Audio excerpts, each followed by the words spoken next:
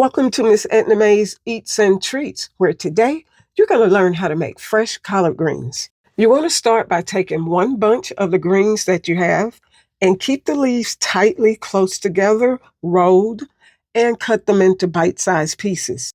And that's one of the beauties of getting your greens fresh and cutting them up yourself. Plus, you get a lot more for the money. Now, as you're cutting the greens, if you notice some that are slightly discolored like this, you want to go ahead and pull those out because they're on their way to being bad. And you actually want to go ahead and check to make sure that the greens don't have too many of these discolored leaves before actually buying them. Will be some, but as long as it's not bad, it'll be okay. Now, as we continue to cut up our greens, we notice that there is another leaf. Now, this one is not bad all the way through, so just go ahead and rip it off and save the rest. I'm going to go ahead and roll these up, and so we can finish cutting them up. Now, people seem to think that cooking fresh greens is really hard, and it's not. Once you see how simple it actually is, you won't ever want to get canned greens or be hesitant to cook them yourself again.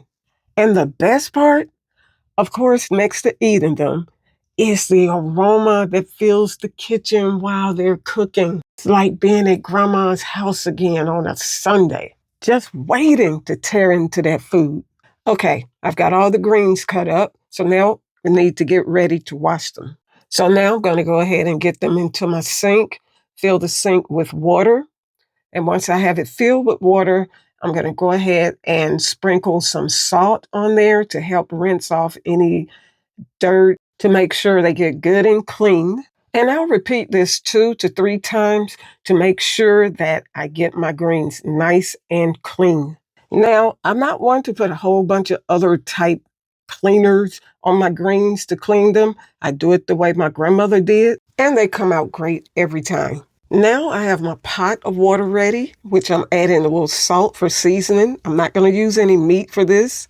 And then I'm just going to add in my greens. Now I do want to note that you only want to add enough water to barely cover your greens. But for me, I am using more because I love having the extra pot liquor, the extra green juice, because I make soups and things like that with it.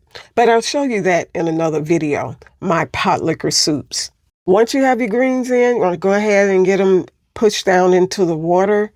Heat should be on like a medium high because we're going to bring these to a boil before turning the heat back down to let them simmer slowly. Before I cover them, I'm going to make sure that I taste the water for the saltiness. Wasn't quite right, so I added a little more.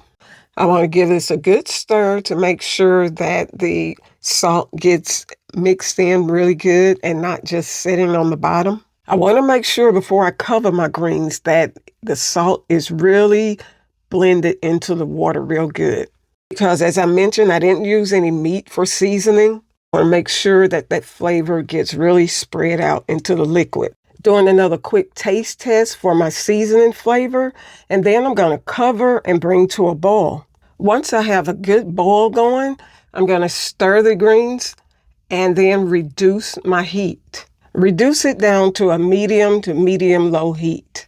I'm stirring now to help calm down the boiling water, which is evaporating off some of the steam, and to make sure that the greens don't bunch up and stick together. And in about 30 minutes, I'll check on them again. So this is what I have after 30 minutes. They're getting tender, but they need to cook more. I'll check back in another 30.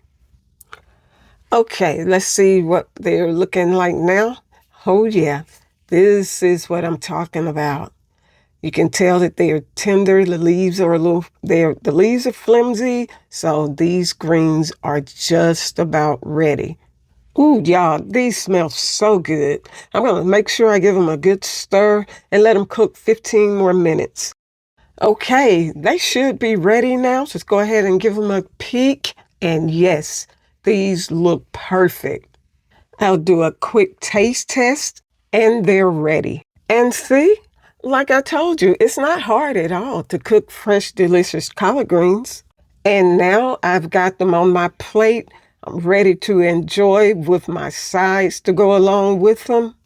Everything looks and smells so delicious. So, next time you're ready for some collard greens, don't grab a can or get them out of the frozen section out at the grocery store or go to a restaurant. Grab a fresh bunch, go home, cook them in about an hour, cook your favorite sides, and you're going to have a delicious home-cooked meal